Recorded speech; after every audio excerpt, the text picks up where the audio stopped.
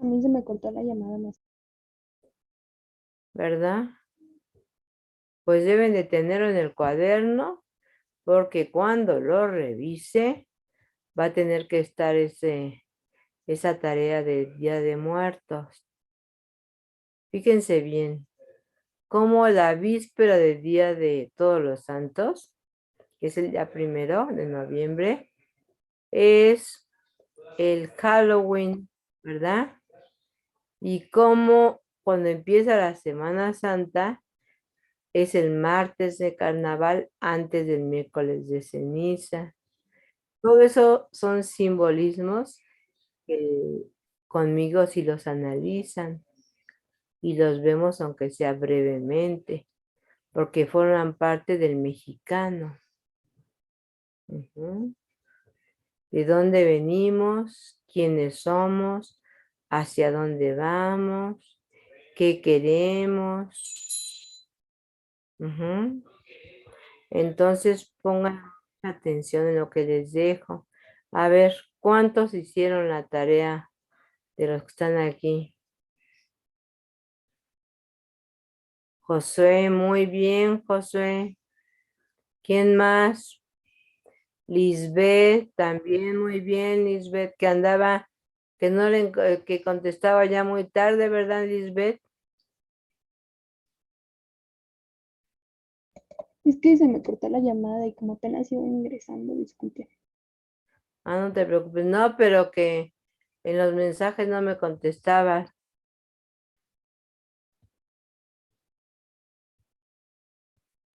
Disculpe, maestra, es que luego hago mis cosas y se me olvida el teléfono, luego lo pierdo.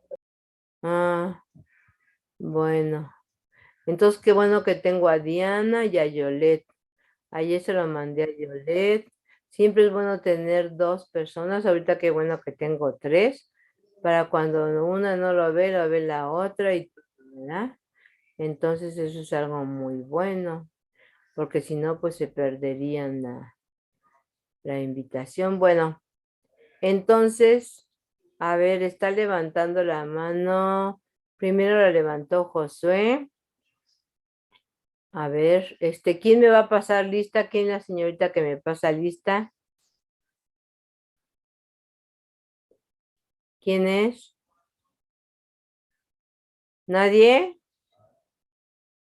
Bueno, Diana o Yolette, ¿me puedes pasar asistencia de todos los días? Diana o Yolette,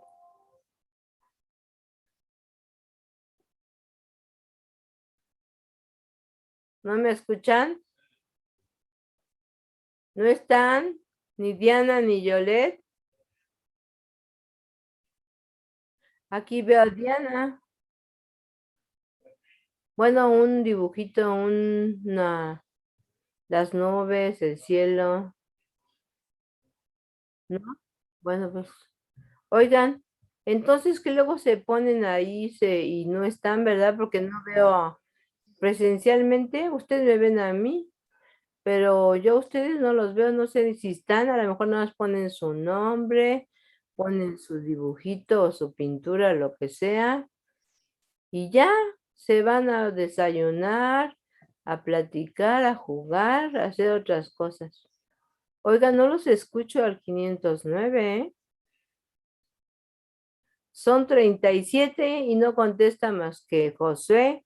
Y Buenos días, profesora. mandé, Buenos días. buenos días, pero Diana no está. Yo sí estoy, maestra, pero es que yo creo que se refiere a la otra Diana, porque a mí no me ha mandado nada. No está la otra Diana. Sí, maestra, pero es que mi internet anda fallando y me volvió a sacar de la reunión. Ya no escuché qué dijo. Ah, que sí, por favor me toman la asistencia, Diana. O Sí, yo, o Yolette, cualquiera de las dos. sí. Yolette no está. Creo que no está Yolette. Bueno, tú entonces, Diana. A ver, mira, pues ahorita pon los que están, porque muchos no contestan, quién sabe qué andan haciendo, a lo mejor nada más me están engañando de que están aquí, ni siquiera están. Nada más veo a Franco, etcétera. Bueno, pues me los anotas, por favor. Sus actitudes no me dicen nada, bueno, ¿verdad? Bueno, empezamos con Josué. A ver, ¿qué fue lo que investigó Josué? Josué, Josué, Mande, maestra, mande. ¿ven? ¿Cómo que andan haciendo? Prende No, pues tu, aquí, mi cámara sí me sacaron. por favor. Permítame. Sí, la computadora y no, maestra. No sé si ahí me vea. Ya. A ver, ¿qué investigaste tú? Sí, maestra, bueno, yo investigué sobre todo cómo se festeja el Día de Muertos, bueno, que es la festividad y pero sobre todo la más interesante que es cómo se festeja en Oaxaca. Bueno, yo tengo unos familiares por parte de mi papá, la familia de mi papá es de Oaxaca. Entonces, pues me acordé, dije, pues ellos son de, pues bueno, mi abuelita paterna, para descanse, y mi abuelita paterna, bueno, eran de Oaxaca. Entonces, dije, bueno, pues voy a hacerles honor, pues buscando, un poco sobre la tradición de Oaxaca.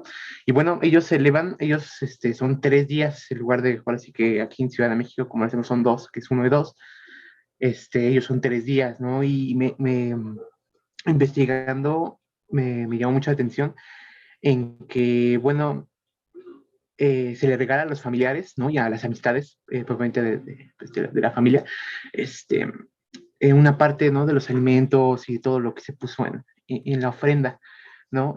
También después se dirigen al cementerio y bueno, eso, bueno, lo que vi las noticias y bueno, lo que se ve todos los años, ¿no? Que no sé, bueno, si usted ha visto, ¿no? Que luego las noticias dicen, no, es que las personas ya van, se están dirigiendo a adornar, las tumbas de los difuntos. Y bueno, este fue un buen año porque ahora sí se pudo abrir los cementerios en gran parte de México, porque, bueno, pues por la pandemia, el año pasado no se había podido, pero en este año sí se pudo, y bueno, se adorna la, este, la, la tumba y pues se pasa un momento con pues con el difunto, con la tumba, están todas las familias, ¿no? Y bueno, ya depende, ahora sí que si es tumba o es no sé cómo llamarlo, pero son unos como habitamentos donde están las cenizas o el cuerpo Se llaman nichos. del difunto.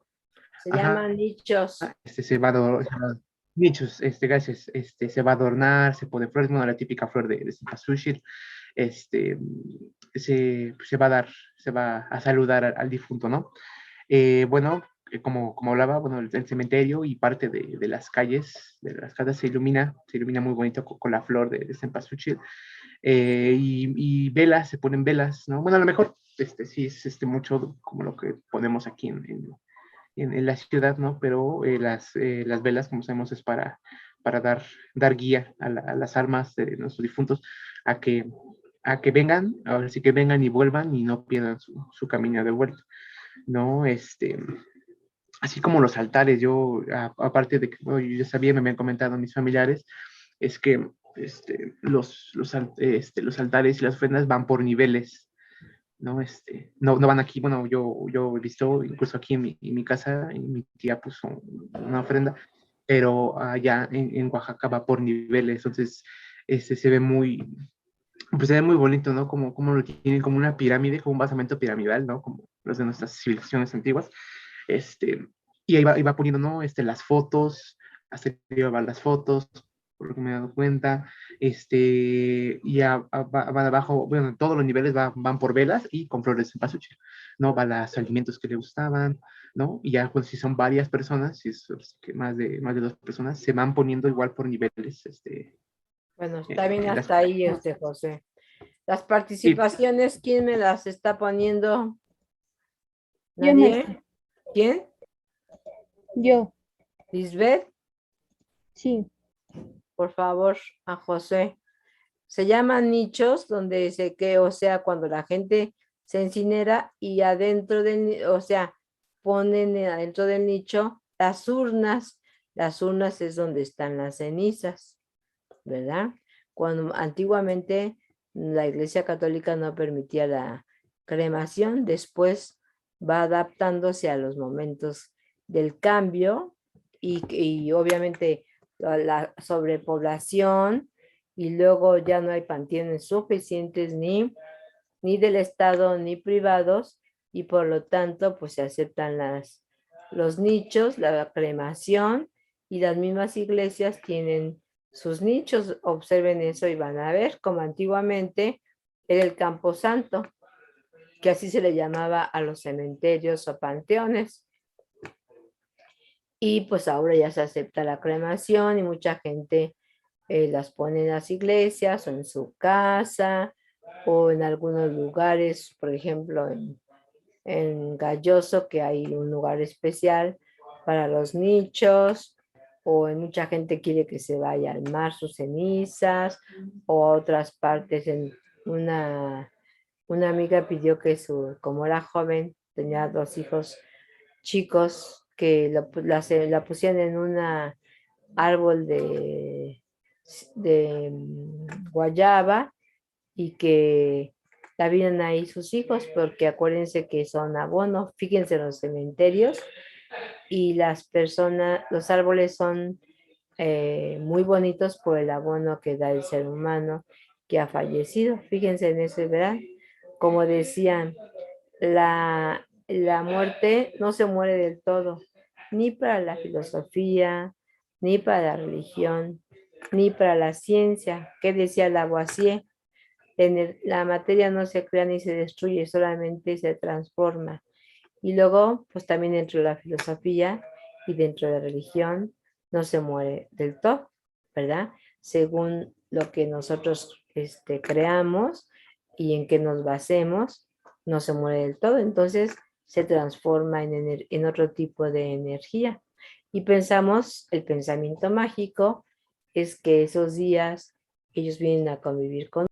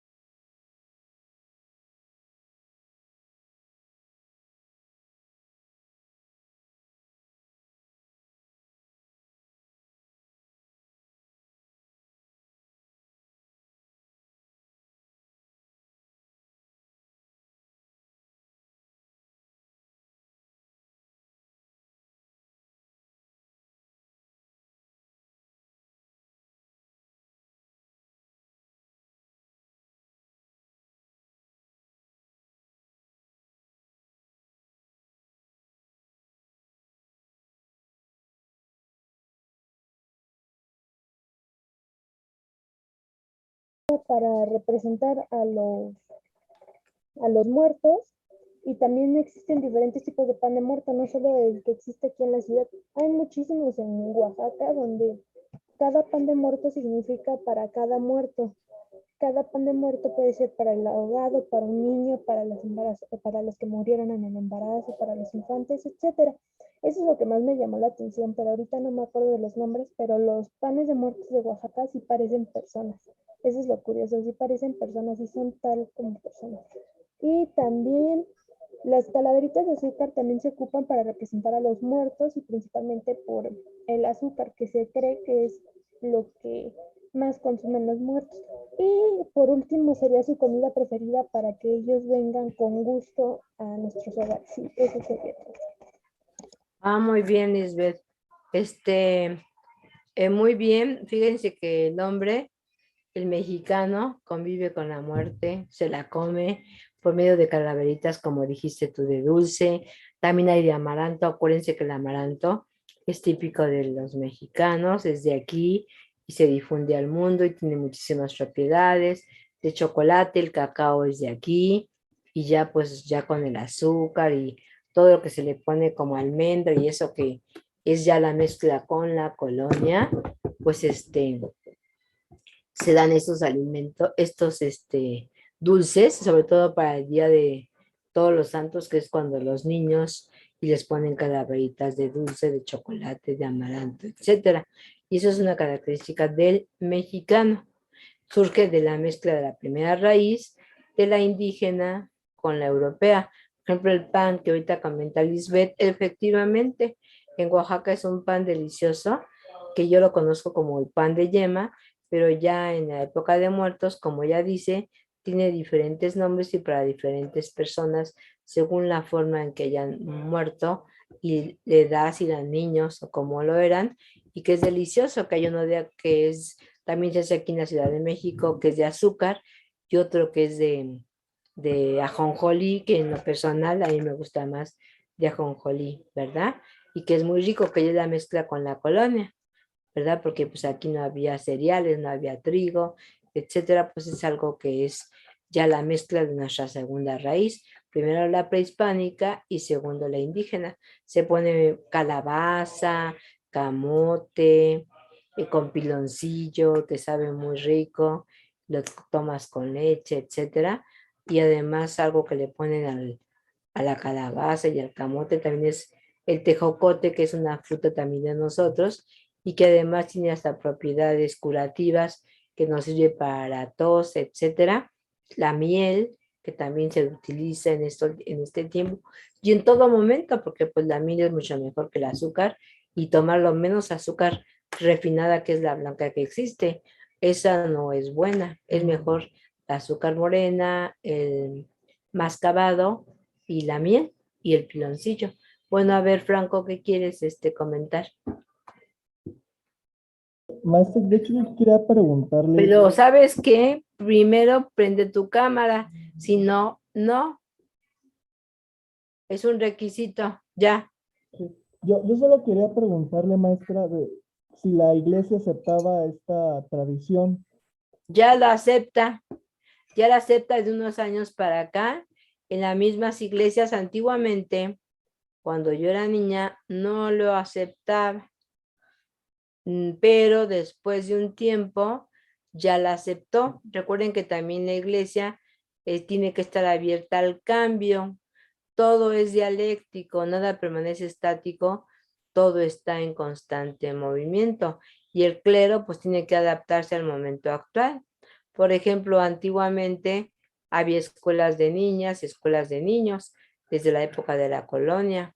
Ya, y todavía en el siglo XX, en la segunda mitad del siglo XX, casi ya a finales de los años 80, había escuela de niñas y de niños, se fusionan y se ponen lo más sano es que haya niños y niñas para la convivencia. Ahora también, así como ya se acepta la tradición del Día de Muertos y que la víspera del Día de los Fieles Difuntos es el día primero, que es el Día de Todos los Santos, ¿verdad? Y que ya en sus clases de inglés, la víspera del Día de Todos los Santos viene siendo el Halloween, que es el 31 de octubre. Entonces sí, ya lo acepta la Iglesia Católica, Franco. Bueno, ahora pasamos a lo que habíamos dejado, que era la guerra entre México y Estados Unidos.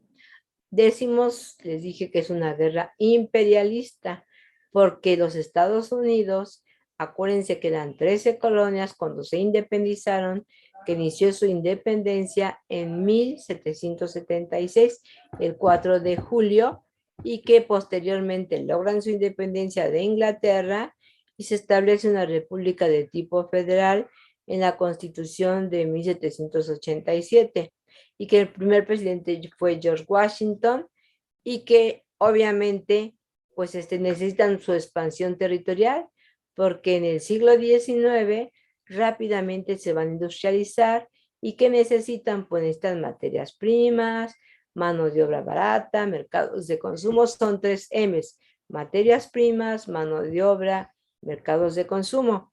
Y ya el presidente James Monroe en 1823 había lanzado la doctrina Monroe de América para los americanos.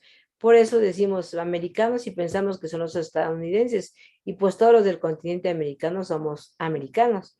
Norteamericanos también somos los mexicanos, porque estamos en la parte norte del Ecuador, y ellos se lo apropian, ¿verdad? Precisamente surge de la doctrina Monroe, y luego el destino manifiesto. El destino manifiesto es cuando, desde que se fundan las 13 colonias, acuérdense que algunos surgen en el siglo XVI, el humanismo, y que las 13 colonias se fundaron en el siglo XVII, y Juan Calvino habla del destino, que el hombre nace predestinado para algo. Entonces llegan muchos calvinistas a Estados Unidos, en las colonias, y desde ese momento está el destino. Pero en el siglo XIX, con un periodista de O'Sullivan, él da a conocer el destino manifiesto, que les dejé de estudiar, que son el pueblo elegido, Estados Unidos, para llevar al mundo la democracia de este a oeste o de oeste a este, y entonces pues ellos van a justificar, porque es la providencia es Dios, el Padre, el Hijo y el Espíritu Santo, que justifican su expansionismo territorial para explotar los países de América Latina, ¿sí? Así como Europa, habíamos comentado, se expande y domina y coloniza y explota África, Asia y Oceanía, así Estados Unidos, América Latina. Entonces eran 13 colonias, era un pequeño territorio y necesitan expandir su territorio. ¿Cómo lo van a hacer? España, en la época de la colonia, le tiene que ceder la Florida. Luego le compra la Luisiana a Francia.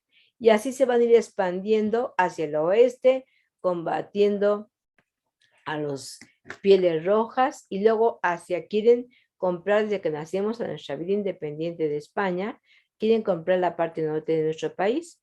Acuérdense que vino Poinsedou, el ministro plenipotenciario de Estados Unidos, que se lleva la flor de Nochebuena, y que eso era el símbolo de la Navidad a nivel mundial, porque Poinsedou se la llevó. Entonces trata de comprar los territorios del norte, pero los gobiernos federalistas, acuérdense que los primeros gobiernos del México independiente fueron federalistas, no lo aceptaron, tampoco los centralistas, y entonces Texas, cuando México adopta el régimen centralista con los conservadores, en 1836 declara su independencia y se da la Guerra de Texas, donde Texas logra su independencia, que era fundada por familias estadounidenses. Se independiza en 1836, cuando se establece el centralismo en nuestro país, y eso no le convenía a los tejanos.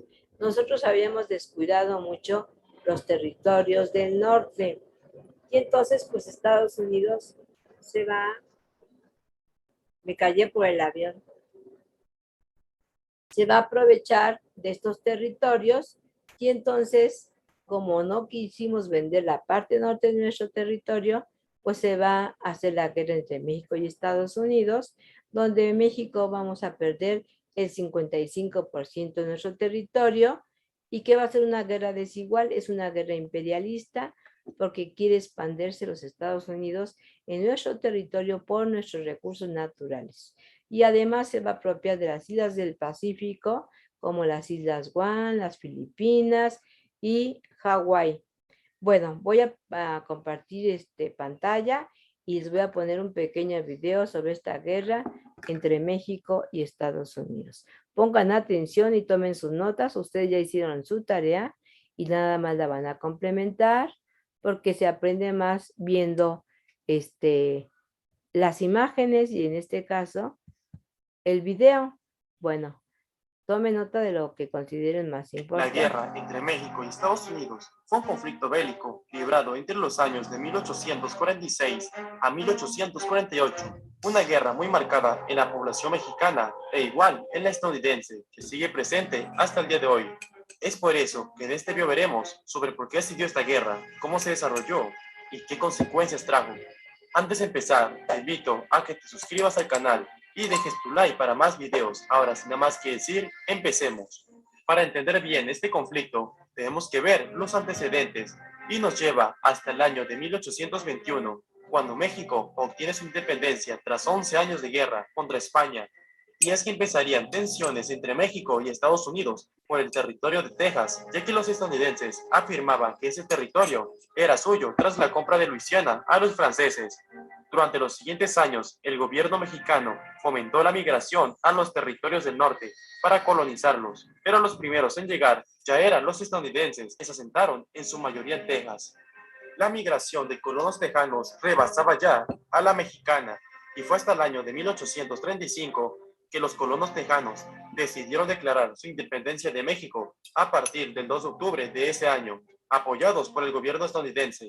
Tras esto, el presidente de México, Antonio López de Santa Anna, se dirigió hacia Texas con 6,000 soldados para sofocar la rebelión y lo fue consiguiendo, ya que derrotó a los tejanos en las batallas de Agua Dulce, El Álamo, la batalla de Refugio, la batalla de Coleto. La guerra parecía perdida para los tejanos, pero el 16 de abril de 1836, Santa Anna decidió establecer su campamento en un campo abierto cerca del río San Jacinto y, confiado por su superioridad numérica, ya que eran ese día 1,300 soldados, decidió no poner vigías y que los soldados fueran a dormir y a bañarse al río. Pero de la nada, más de 700 tejanos atacaron el campamento mexicano, dándose la batalla de San Jacinto. El ataque fue rápido y los soldados mexicanos estaban desarmados y dormidos en ese momento.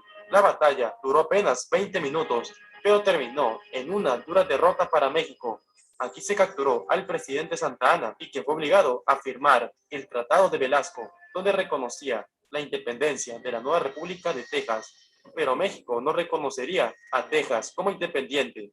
Ahora, el nuevo problema era que los tejanos reclamaban un gran territorio que, según ellos, decía que les correspondía y que la frontera era a partir del río Bravo, pero México decía que la frontera era a partir del río Nueces más al norte y que el territorio original de Texas era más pequeño. México hizo pequeños intentos en los siguientes años para recuperar Texas, pero los diferentes conflictos internos e invasiones extranjeras, como la francesa en 1838, hizo que no se pudiera. El nuevo presidente de Estados Unidos, James Polk, proponía en su mandato anexar Texas y los territorios del norte de México, por lo que en varias ocasiones estos ofrecieron al gobierno mexicano la compra de estos territorios por un absurdo precio, y obvio que México se negaba rotundamente. Esto trajo tensiones entre México y Estados Unidos. De hecho, ya los estadounidenses se iban preparando para la guerra, reuniendo soldados, fabricando armas y reforzando su flota naval. El expansionismo estadounidense venía de su llamado Destino Manifiesto, donde según ellos, Estados Unidos era una nación que estaba destinada a expandirse por todo el continente, de este a oeste.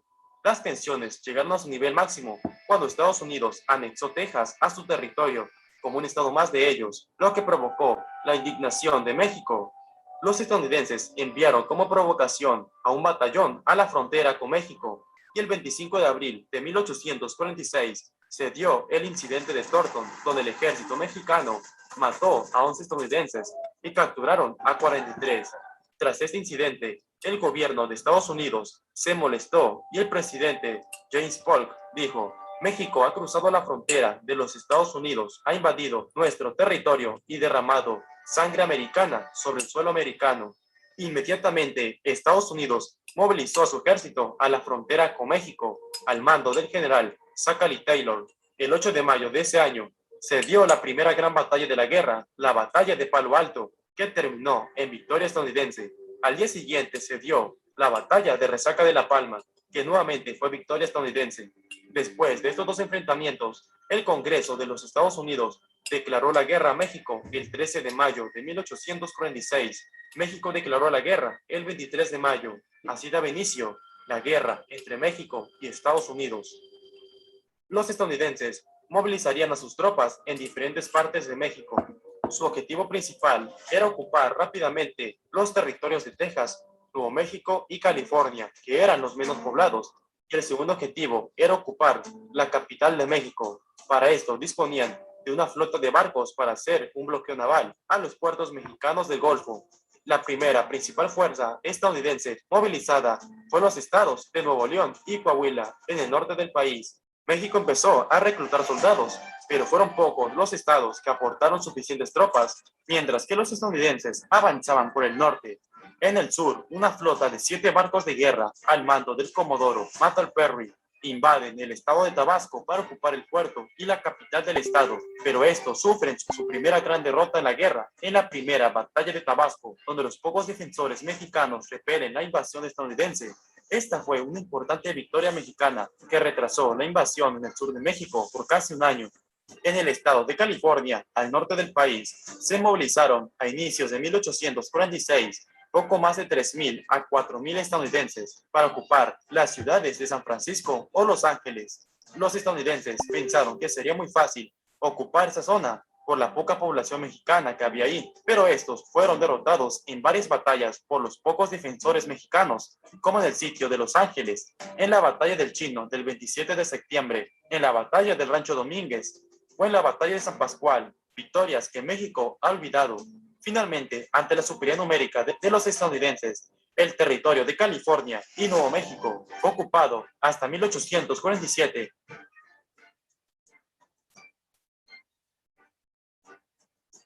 México en esta guerra estaba muy dividido. Había poco apoyo por parte de la iglesia y del gobierno. El ejército mexicano no estaba bien equipado con buenas armas y, sobre todo, necesitaban un líder que los guiara. Así que, regresando de su exilio, llega a México Antonio López de Santa Anna para dirigir a las tropas, ya que fueron los mismos políticos mexicanos que lo llamaron, ya que Santa Anna, a pesar de no ser un buen estratega militar, tenía el don de reunir soldados, ya que él había derrotado a los españoles en la invasión de 1829, tras lo que toma el mando de las tropas y empezaría a reunir un ejército para derrotar a los estadounidenses.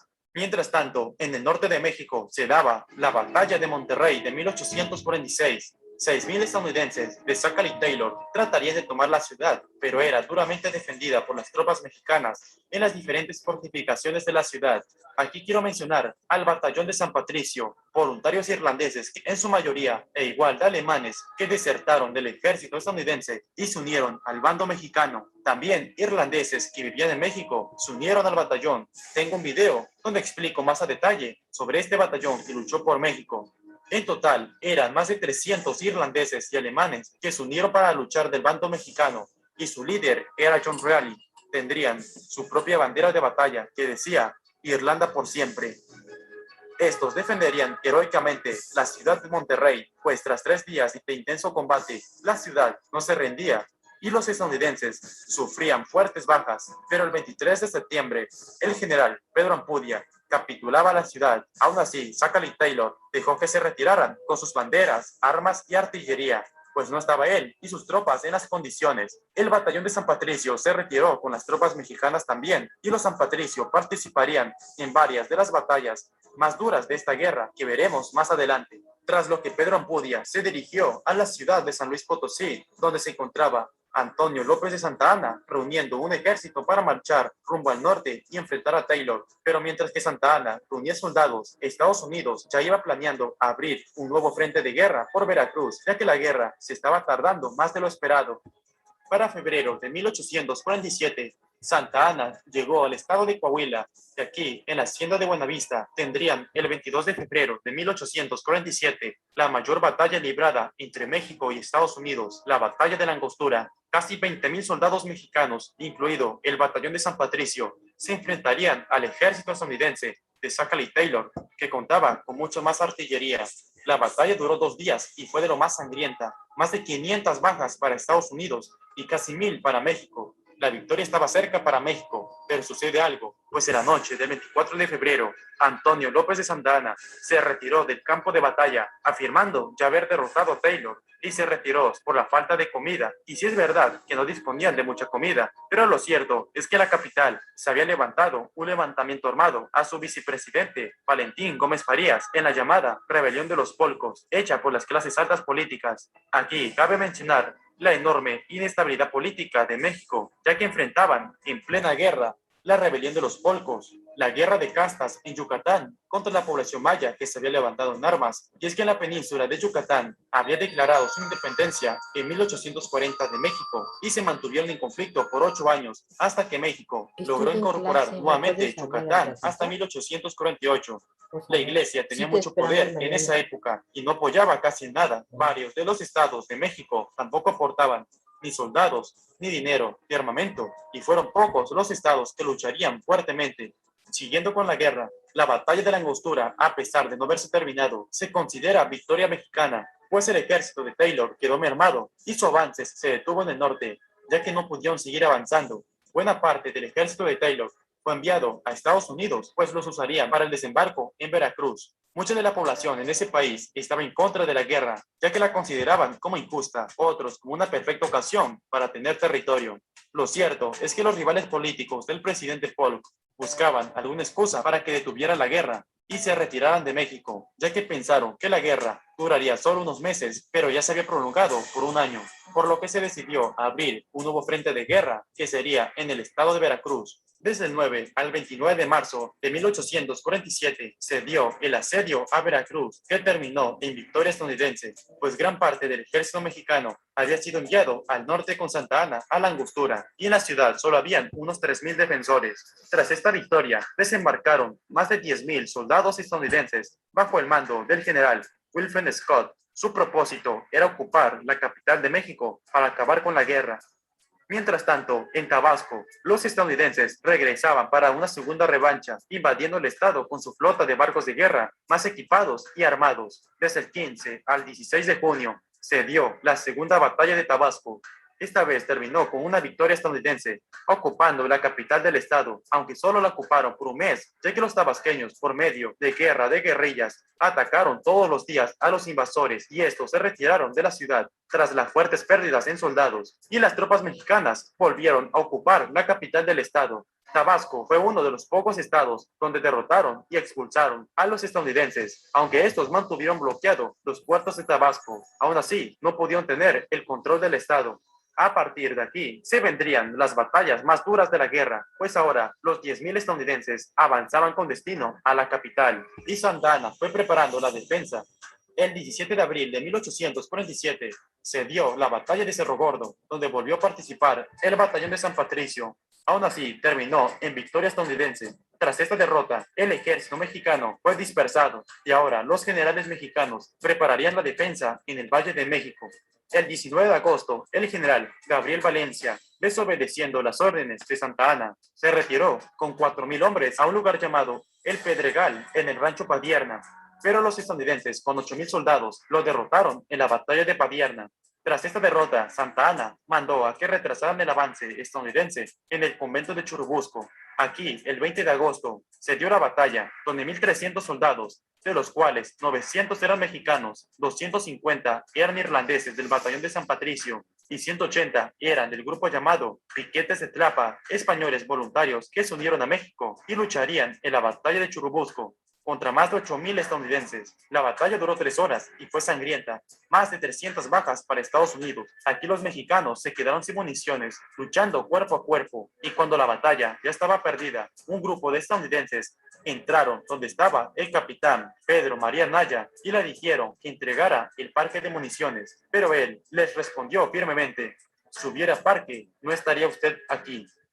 Tras esta victoria, la mayoría de los irlandeses del batallón de San Patricio fueron capturados, incluido su general John Riley, y varios de ellos fueron torturados, y los que se unieron a México antes de declarar la guerra serían condenados a la horca. El 8 de septiembre se dio la batalla del Molino del Rey, cerca de la capital. En esta batalla, los estadounidenses casi fueron derrotados, pero por errores de los generales mexicanos como Santa Anna y Juan Álvarez de no atacar con su caballería, se perdió la batalla a pesar de la heroica resistencia de los soldados mexicanos. Aquí cayeron en combate, cumpliendo con su deber, los generales Antonio León y Lucas Valderas.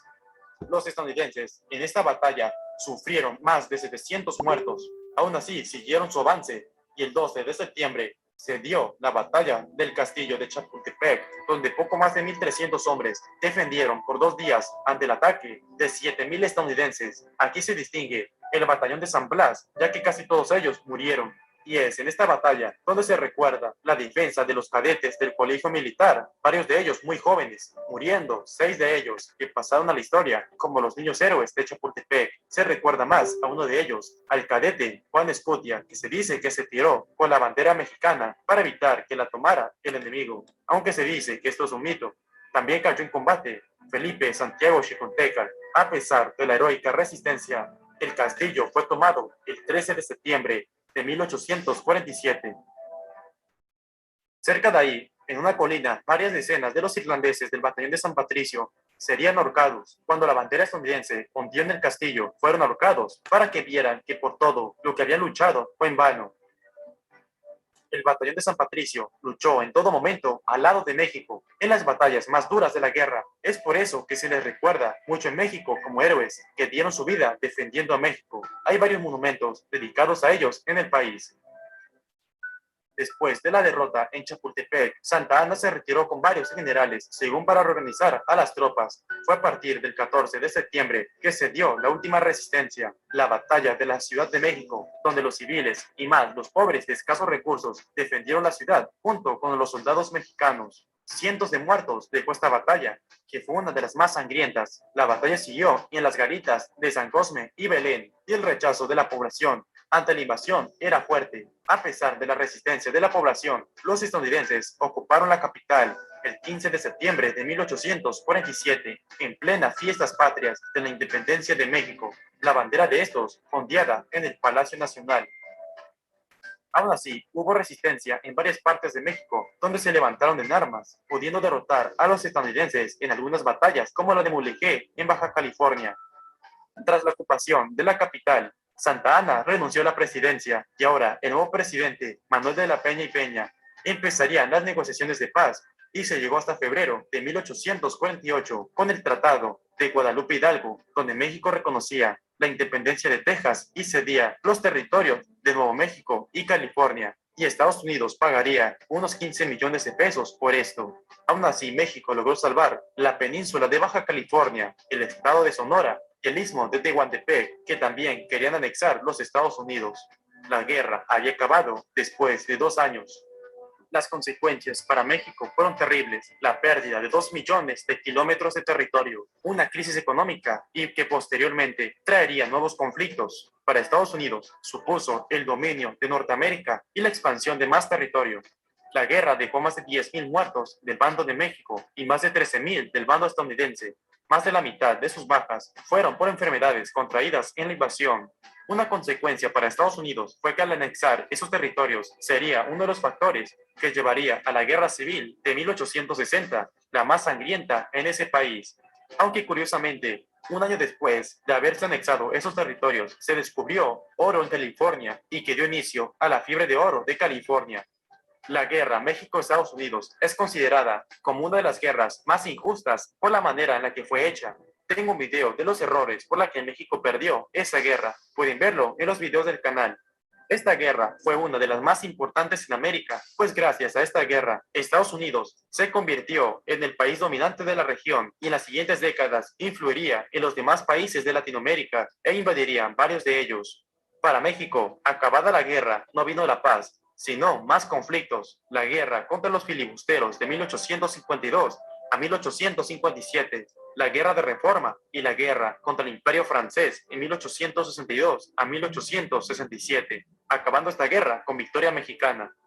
A pesar de la pérdida del territorio hace más de un siglo, en la actualidad México poco a poco va superando el pasado, ya que aún así, México se ha convertido en uno de los países más influyentes de la región y del continente, siendo el país latinoamericano más visitado del mundo, y en el 2020 fue el tercer país más visitado. Además que México es la economía número 15 de todo el mundo y las ciudades mexicanas cada vez más van creciendo poco a poco con nuevos proyectos y mucho más, lo que demuestra la grandeza de México de que se puede levantar.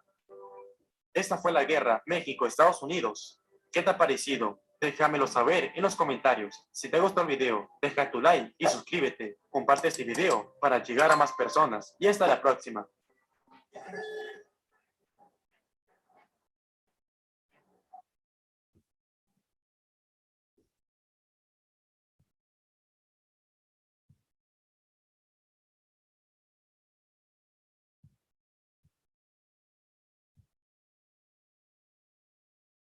Bueno, ¿se acuerdan que les dejé de tarea hacer los mapas?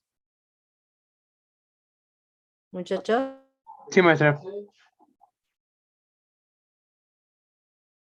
De México, de color rosa y de azul lo que nos quedó. Todavía la mesilla en ese momento se incluye para México. La vendió Santana después. La tarea, no sé si ya les dejé, la última administración de Santana. ¿Se las dejé? No, maestra. Bueno, por favor, la última administración de Santana, tomen nota, y la ley Juárez, la ley Lerdo, la ley Iglesias, la ley La Fragua. ¿La repito? Sí, por favor. Por favor, Ley- profesora. Ley Juárez, ley Lerdo, ley Iglesias, ley La Fragua y la Constitución de 1857, que es la segunda constitución liberal del México independiente, que nuevamente se establecerá en el país un sistema federalista. Acuérdense que los liberales son federalistas que pertenecen al rito yorquino o logia yorquina, y los conservadores son centralistas y pertenecen a la logia escocesa, y que más adelante, después de la Guerra de Reforma, se establece, por parte de los conservadores van a pedir que venga a gobernar un príncipe extranjero, como lo pedían en los tratados de Córdoba, ¿verdad? Que les interesa, con tal de que no gobiernen los liberales, traer un príncipe europeo. Y en este caso va a ser Maximiliano de Habsburgo en el Segundo Imperio Mexicano. Vean cómo van luchando liberales y conservadores en este siglo XIX. Entonces, esa es la tarea, hacer un mapa cómo divide la Constitución de 1857 nuevamente a la República Mexicana. Va a cambiar la división política que hicieron los conservadores en las 7 leyes y los liberales en la Constitución de 1824, porque ya no vamos a tener los territorios del norte y van a quedar la división política de manera diferente, aunque todavía prevalece el Distrito Federal, que hoy es la Ciudad de México. Entonces, esa es la tarea. Y si hay qué garantías individuales se establece, qué forma de gobierno, cuántos poderes, etcétera. Entonces, para mañana les mando la invitación con Lisbeth, y pues muchas gracias a todos, y gracias a Lisbeth que ha enviado las invitaciones, a Diana por las asistencias, ya Lisbeth por las participaciones, que hoy nada más fueron 2. Bueno, que pasen muy bonito día, síganse cuidando y sean felices. Nos vemos mañana. Hasta luego, maestra. Que tenga buen día. Luego, Igualmente, profesora. muchachos, que estén bien. Hasta luego, profesora. Buen día. Buen día.